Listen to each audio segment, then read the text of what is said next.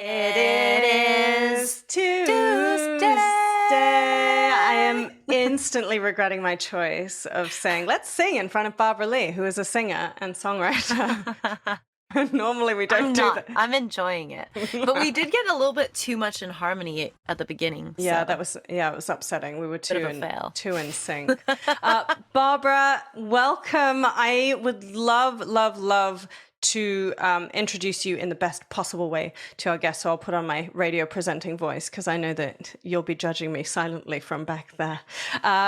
Barbara has spent over 25 years as a community advocate for diverse representation and organizer of events to increase the profile and opportunities for Canadian Asian artists in film, television, media, and music. She is the founder of the Vancouver Asian Film Festival, VAFF. Woo! She is the co-founder of the Mighty Asian Moviemaking Marathon, MAMM, in its 16th year now, and founder and producer of Asians in Movies, Music, and Media Summit, which is AIM3, and the recently launched Racial Equity Screen Office, which is just another way of saying she's just a huge underachiever, but clearly does nothing with her time. But in that spare time, aside from doing all these nothingy things, she's also an award-winning independent filmmaker, producer, and songwriter in Vancouver, and is completing a feature documentary and a horror script. So I'm exhausted because you basically are my hero, and just thinking about what you do exhausts me. But welcome to the show. Thank you for having me. This is great. I love the whole idea of this podcast and what you guys are doing. And I'm exhausted listening, but it took me a long time to do all this work. It wasn't like in 1 minute. Well, you know, the thing that really strikes me about you, and Barbara, you've been so kind and so generous with your time and your energy since we were first introduced to each other through Dan Berger, I believe. So shout out to Dan, who's a super connector here in the city. One thing that really strikes me is you have such staying power. So Vancouver Asian Film Festival is the longest running Asian film festival in Canada. And I just want to know about that background. I want to know how you got to that point, because you're so multifaceted, but then you're literally my hero because you are in front of that lens and behind the lens the way that I would love to be. So just to big you up a little bit and then send you on your way to do your own introduction. Thank you for that. I think, I get a lot of people saying that, but I don't see it. I see it as one foot in front of the other. And never, I have a vision, but I always bring it back to what's the next step so that it doesn't seem so daunting. And so when you look behind, you're like, wow, I climbed that mountain, or I scaled that, cliff, whatever it is. But it didn't start with, I'm going to achieve this giant thing. I had an idea. There was sort of like a vision, but it was always about one step in front of the other. And when I get down, I'm like, okay, let's look at the next step. Let's just focus on that. And I love that. I needed that today. We both needed that today. And I would say I'm pretty stubborn. And when people say, no, that can't be done, I always think, I don't think so. I think it can be done. I'm going to figure a way to do it. And, there's so many times I did want to give up. In the 25 years that VAFF has been around, there was, only in this moment in the last 2 years has there been a real push for understanding the needs of Asian Canadians or the diaspora. And their uniqueness and their stories and the richness that they can contribute. So take us further back. Take me back to what started, who is Barbara Lee before you got to starting VAFF? I want the heroes. What is it? The legends. Where were you raised? Hero story. What was it like? Yeah. What made you think yes, we need the to origin do this? Story? Well, I'll tell you, I'm working on a documentary, so my music documentary that is almost 10 years in the making. It's been 8 years. We'll probably be finishing it this year, fingers crossed. And it is my origin story, and everything that I've done is sort of wrapped in that. So not to give too much of it away, but I always, and when I talk to my kids, I've got 2 teenage kids now, I talk about growing up on a farm, and I talk about being farm strong. And I talk about the work ethic that you develop with having to work and and the whole family's, our whole living is based on all of us working and contributing to the farm. So in a very young age, you just develop work ethic. And I would say that probably, if I had to say my superpower is just to work. If it Where was this farm? Where is this? Where was or is this farm? Out in Richmond on Number 5 Road. For people who have a history in Richmond, it wasn't that far away from Fantasy Gardens. So I grew up very rural Richmond. And back then, when I tell people I grew up in Richmond, they're like, of course, there's so many Asian, people there. And I'm like, no, when I grew up, there was just a handful of us. And most of us were, worked on the farms, had farms. And so my father actually was not the best business person. So we leased a farm. So people are like, oh, you must have all that money from, no, we were very, very, I probably grew up below the poverty line, I would say. And so you're always you just have to work. And tell me about working, because Raquel's mother has a hobby farm. So I grew up in the polar opposite of that, where I had terrapins and they always died. And that was the extent of my pet keeping, aside from a couple of hamsters. But Raquel had, and her mother they have horses, they have these weird dwarf goat things, they have chickens, they have all this stuff. What does it mean to keep a real farm going? And what does that look like when you say you had to work hard? Like, you're getting up at 5 a.m., you're like, what happens? Well, we were on a produce farm. So you grew okay. Right? So no chickens. No chickens, no animals. I mean, I had dogs and cats and all that, right? And hunting down rats was a big thing. I hate rats. But I had to do farm, that too. They would drown in the horse's water. It was so disgusting. And then in the winter, they would freeze like this, trying to get out of the water. It was so gross. So I tell stories of like a 5-year-old or 4-year-old finding like flattened rats from the tractor tires, taking them and throwing them like they're toys. So we had no toys. Those were kind of like kids. Sorry. Nobody knows how gross it actually, rats sound gross, but like you don't actually know how gross they are unless you have to deal with them. With flattened ones? My God, yeah. Well, it's so funny because my daughter's favorite film growing up was Ratatouille. And every time I see it, I'm like, oh, it reminds me of those times I'd see rats, everywhere. Yeah.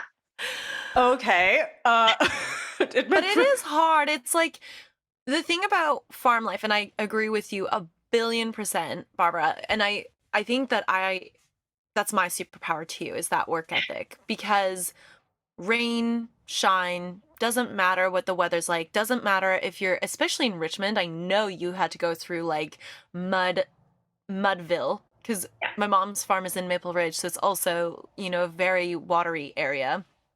And sometimes the mud was so deep that it's like almost seeping into your gumboots, which are quite high as it is, like they're just under your knee usually. So, and then you're taking wheelbarrows, or you're trying to put out like whatever it is, it's manure, it's this, it's that. Like, you have all of these physical jobs, and then you have the weather working against you, and you don't get to choose to just do it when it's sunny out. You have to do it no matter what the weather's like. Yeah. So I think that's a really big... Can't even keep my plants alive, guys. I mean, yes, this is why you're both my heroes. Okay, so that makes sense. Farm strong, rat flinging Barbara Lee, who then was like, okay, I'm going to produce radio. What? How did that happen? Did you went to university and then went, radio sounds fun? No, so then I went into the business world. And I've always had this desire. So going back to farm, so when I was younger, I would hear these songs, these melodies as I was working in the fields, because you're just out there for hours upon, and you end up entertaining yourself through stories I made up in my head, songs that I wrote, melodies that came to me. So I always had this sort of like deep well of stories and music and things, and I really didn't know how to get it out there. I had no role models. There was no career path. It was anyone I saw out there didn't look like me. Like there was just nobody that I could say, hey, that person looks like me, so it's possible. And so I think going through that, and I would say what really triggered me was probably my mother's passing when she was 59. I was in my 20s and I was doing okay. Like, I feel like I'm giving you a sort of a trailer to my documentary. And it's basically, I just thought, okay, she had a lot of regrets. She died with a lot of regrets. And it wasn't something, so my life learning lesson was, okay, what am I going to do with all these things that are inside of me and give it so that I don't have regrets. So that's probably my biggest motivator in life is what should I do? And I don't look back and say, oh, I should have done this or I should have done that. And so then when she passed, I started to take script writing. I just saw more people who look like me. I always go back to people who look like me because then it's a possibility on television. And I always tell the story that when I was younger, Cher and Elvis, I thought was Asian when I was like 4 or 5. Because of my little black and white television, they were the closest thing to anybody to me that looked like me with their dark hair, long, especially with Cher with their long straight hair.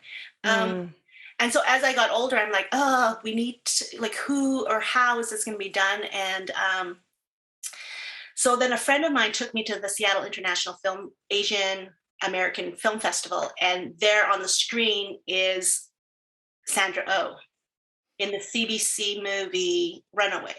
That was her opening film. And I thought, oh my gosh, this is the first time I had sat in a theater that someone who looked like me, that was speaking English, part of the North American Asian community. And then they were showing other films, and I thought, oh, this is great. And I had shot a little short film after I had taken those filmmaking courses. And then I thought, okay, well, let's just do this. Like, why can't we just do this in Vancouver? Or there must be something like this in Vancouver. So then I came back and there wasn't anything. And it was just kicking around. Well, why isn't there anything? Who should be doing this? And then I just thought, okay, well, if no one's doing it, I might as well do it. And it was, it was probably the hardest thing I've done. I don't know, giving birth is pretty hard too, but I would say it's the hardest. But when you're young and naive and you have lots of energy, you just don't know, you just do it. And that's why I encourage people, young people especially, like, you've got so much energy and just, can do. Sorry, this is coming from a person who continues to have more energy than I think 90% of the people I've ever met, who's like, oh, I'm spinning this plate, and spinning this plate. So I'm going to call you out on that and be like, you know what? I don't think that ends. Yeah. But I think ignorance is bliss in some of those situations. Yeah. Like when you don't know and you just have to battle whatever battle's in front of you, but you don't actually anticipate what's coming. I 100% blame you for this exact situation because Raquel was like, let's start a podcast. And I was like, no. And she was like, it's going to be fine. And I was like, no, okay. Yeah. And it's easy. It's not like easy. A couple hours a week. It's fine. Oh my God. It's blown up in this monster that just. We're now chasing it. We are chasing our own thing. It's like we're Frankensteins. And I love it. I mean, that's what it takes. It takes, and I think it, and I think it takes because I wasn't exposed to a lot, and so I didn't know, and so this whole journey that you talk about, it's just been me discovering. Right. But you've been discovering with such an incredible, unique attitude. And so many of our listeners and watchers and followers, they get so inspired by these people who are like, oh, I just didn't know. So I kind of just did it. But it's those what I want always look to bottle is what are those elements of your personality? Like you didn't see other people on screen. I bet any money you didn't see anyone who looked like you at leadership. Especially when you're starting VAFF and you're walking into a room of media people who are potentially nothing like you. And what was it that you like, how did you navigate that? Do you credit that farm strong mentality of just kind of like, I knew what I wanted? Like, was it, you were so sure about it? Like, what was that magic stuff that let you walk into the room and go, no, this is the right thing. And I do need this to happen. And not only are you going to agree with me, you're going to help me make it happen. Yeah, I don't think, when I was younger in my 20s, I don't think I went in with the attitude of, what am I good? You're going to help me do this. I think I went with the attitude of, I'm going to be a sponge and learn and watch and see. I'm going to see what you're doing, what works, what doesn't, and I'm going to refine it. So me going open without an agenda, in a way, like, I don't think I ever approach things with, this is the end goal. I always look at it as, this is an opportunity, and what I'm going to get out of it is how much I put into it. And so that sort of, and, everyone has something, is that yin and yang, something good, something that's not so good, that everyone's working on themselves and on what they're doing. Mm-hmm. So what can I take away from this? And it wasn't easy. I mean, I always say I was discovered by Ann Penman at CBC. And basically, I started the film festival, and it was very small, very, event. It was like it was always a 4-day event. And That's not small. Anyone who's run a 4-day event, I'm just gonna say, like, 4 days. It's just a small. I was like, in my mind, I was like, yeah, just a small 4-person screening. I would be like, that's small. I can deal with that. I think there's 3 of us here. Well, yeah. Now I look back. Well, back then we were dealing with VHS tapes. We were sending them in. We were using fax machines and phone calling people. Fax machines. It was, probably the young people don't even know what that is. That joyous sound. Hey. Doctors still use them. Sidebar, have you gone into a doctor's recently and they're like, yeah, we're just going to fax this prescription? I'm like, to who? Yeah. Who is receiving this fax? At what point is someone receiving this and going, honey, there's a fax that's coming? Yes, I have a fax machine. My gosh. Yeah, and you're dragging around bags of VHS tapes to all the programmers so they can watch and select. So that's a whole nother story in itself. But I would say, so when I went to CBC, they had a fresh voices. So there was a few people, but I was in the pitch room really the only person of color. And I really felt my voice being marginalized. And it was hard. It was really hard. And so I just kind of did my own thing there and tried to get the stories that I wanted. But it wasn't, I can't say that was 20 years ago. So I'm sure everything has advanced. But I know that feeling of being that lone voice. That feeling and it's doesn't going to be go disheartening. away. Like you're trying to push this thing. You get so excited to be in that room. You're like, okay, now I'm in the place where my voice can be heard. And then people want to stay with the status quo. And they want to stay with the way things are happening. And it can be very like, yeah, it's disheartening. But then you have this, I have to say, that's what I love about what you've done is with VAFF, you were able to create something that's so positive and so celebratory. I just think that's really, it's taking such a positive, uplifting way to expand representation, or at least expand people's viewing of the things that are already being created. Because I imagine those films were already being created, but now there's a new platform for people to find them. There's a new platform for people to be celebrated. There's a new place for people to go to see people that look like them doing the things that they eventually want to do. I think that's so amazing. And I'm really curious how you created it off the side of your desk. Like, how did you do both? Like Christina said, 4-day events are big. It's a big thing. We have to do a quarterly. We do a quarterly brunch. I say we. It's Christina, but it does. And it's not quarterly. It's every couple of months. You don't even. It's more often than that. Well, it used to be quarterly. Okay. You're right. Okay, fine. Yes. And then I left the country. So, let's start a podcast. Let's do a thing, and then bye. But yeah, talk to us about that. Like, how did you juggle both? And then as it grew, because I'm sure that it's like Bombshells where it grew quickly. I just have this feeling that it probably did. And then how do you grow with it? How did you grow your team? How did you make all of that happen? And keep finding time and then have 2 children. Right. Yes. How do I find, well, I stay up quite late. I don't know if you got my emails. They're usually at 2 or 3 in the morning. That's when I do my best thinking, deep thinking. I call it deep thinking. It's just when the world's silent and quiet. Because we're sleeping, Barbara. That's a normal human thing to do. I know, but I always think about it as like the universe is quiet and things are coming through me. And so it's a moment of like a vortex, or, so it's of that where I get my best thoughts and my best inspiration. Wow. So that was a very complex question you asked me. So I would say, I always tell people it takes a village. VAFF was not done by myself, one person. It was something that the community believed in and people believed in, and I could not have gotten it to this place without other people joining. So I always want to give a shout out to all the people that have come through. Anybody who is of Asian heritage, mixed heritage, has dipped their toe into VAFF at some point in their life or in their artist career or nonprofit career. We are very welcoming. We were the trainers for many programmers that have gone on to other festivals. We've always had an open door. We're like, you want to learn? We want to learn. Let's do this learning together. So it's always been, I like to say it's like a safe space where we can share our stories, share our difficulties, share our triumphs so that others can learn from it. So I always talk about the VAFF family, and that once you've been part of the VAFF family, you never leave. We won't let you leave. We always want you. So I would say it's,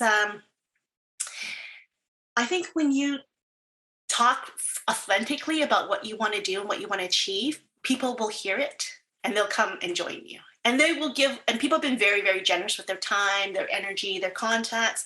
And it wasn't easy. I would say it didn't blow up. No, it didn't blow up. It was a slow burn. And this was a rice cooker event. Probably, it was a slow cooker, like a crock pot versus a hot pot. Oh, I see. I like it. I like the analogy. I like that. Making me really hungry right now.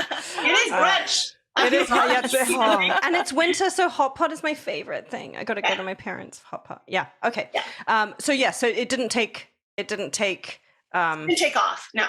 And I would say my biggest barrier was people kept saying, well, are any of the films in English? We're like, all the films are English. Like, I know so many Asian people who only speak English.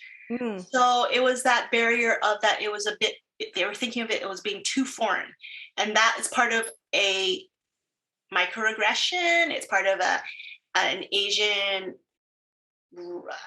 sort of a racist belief about Asian people, is that we are always just stuck in, their thinking is that we're foreigners in our own country, no matter how many generations you've been here.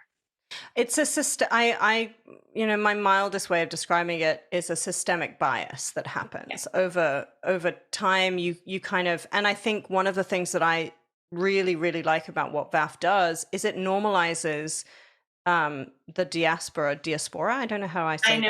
I don't know how I make that I don't know which accent I meant to engage to pronounce that in the right way. I'm like the diaspora, but the Asian community, wherever we are, it is normalizing the experience as a settler in a community, if it's a colonized community, or even with Hong Kong, I had different experiences. But normalizing that is a really important thing that I think media does in a very unique way. And Raquel and I have spoken about this before on the podcast. And one of the things that I often love to articulate is when you challenge systemic bias through media, you are giving people the safety of a screen, which allows them a freedom of choice while presenting them with a more enlightened option, I like to say. And I think with VAFF, that's one of the things that I love the most. I was at the premiere. You very kindly invited me to the 25th anniversary last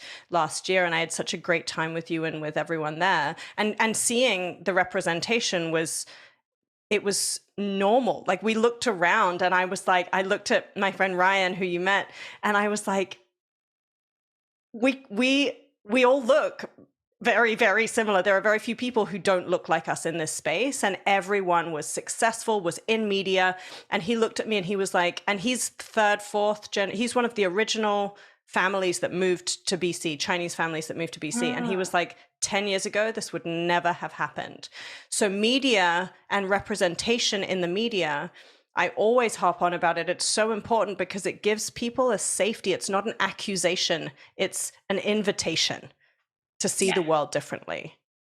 Exactly. And I always say, and that's when we spun out the Eliminate Hate. Yes. Our Anti-Asian Racism initiative to combat the rise in anti-Asian racism, especially during the pandemic. But we know that it's been going on for a long time. And we really feel one of the core beliefs of VAFF and Eliminate Hate is that media and the arts is the most powerful tool to combat racism. And we need to harness that. I think that's a huge statement that you and I we've always been very aligned on, and I think that's why I will be offering support to VAFF in some various ways. We'll talk about that later. Yeah, I think I would love to know about Eliminate Hate and how you pulled together the teams on. Let's talk about VAFF first, because you've got an incredible board of directors, and I've only met Alex. I haven't met the others on the board, but they're from all these different walks. So you have, you've got accountants, lawyers, but you also have someone from hospitality, someone who was, accounting, but in the transport division. How did you select? And Raquel and I talk a lot on this show about building fire teams and teams that are like, really, really engaged. How did you find all of these people and get them assembled? How did you assemble your Avengers? Well, it's been, we've had board members come and go, but they've all added something. So at the beginning, it was people who just had the similar desire to see representation push forward. Right. And then as we went along, people would recommend people would offer their services. We were looking for people that could fill gaps in our board for governance, for just to make sure that we are well run, that we have really thoughtful discussions about how VAFF should move forward and how do we maintain our mandate and make sure that we are supporting the community the way the community needs support. Right? Like it's not anybody's own vision. I mean, yes, I do have a vision of where things should go, but it's really always fine tuning it with engagement from the community. So, Alex, as you said, Alex actually reached out to us and said, look, I'm looking for some opportunities to give back to the community. And that was amazing. And then Edmund, who's our treasurer, who also sits on the community policing board, Chinatown Community Policing Board, he came through another board member who said, I'm liking what you're doing. It's interesting to seeing his friend doing it. And so he kind of came in and replaced her because she had to move on. So it's always about, it's through our networks, it's through our contacts. People have recommended people to us, and it's just always a nice fit. We're looking for people. Because they're all probably having the same values then. So when it's recommended, you already know right off the bat that those people share those values and that they're not going to recommend, it's something they care about deeply. So they're not going to recommend someone that they don't think is a good fit, which I think is amazing. Yeah. To kind of move that forward, the other thing we wanted to ask you about is how you lead volunteers. Because I think it's such a different world. Like we talk about all leadership and business and entrepreneurship and management, but when you're leading volunteers, there's really something special about it, and I think it takes a different finesse. So what are your tips for people who have not-for-profits, for people who are working with volunteers? What are your top tips for them to be able to create a really good relationship? I think for a not-for-profit, the core of what you do have to matter to the volunteer. So you have to suss that out first, right? I mean, to be totally transparent. There have been people who've come with agendas, people who have things that, which is fine. Like, I don't have a problem with that. You know, they're trying to learn something, they're trying to get, you know, a skill or something, and we are here to help that. We're here to incubate talent.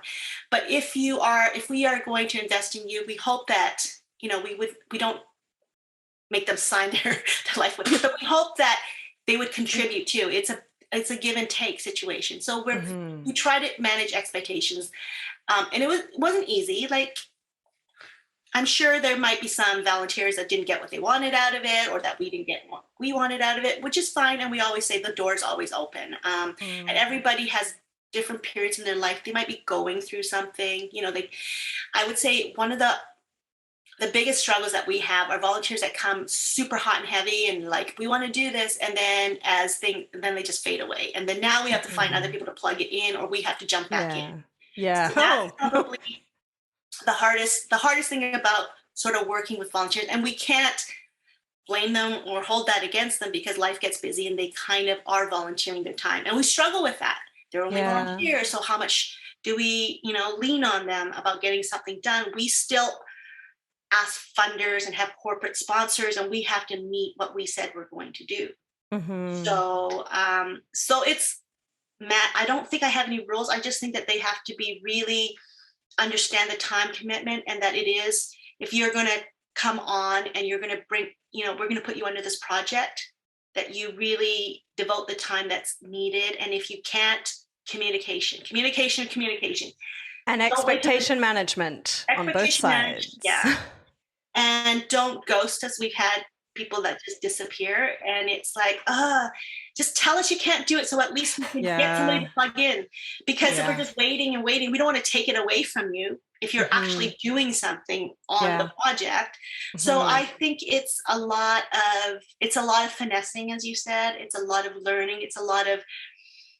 But we invest the time into the people, and because we hope that what they get out of it will be as rewarding as a paid job in many ways, that, you know.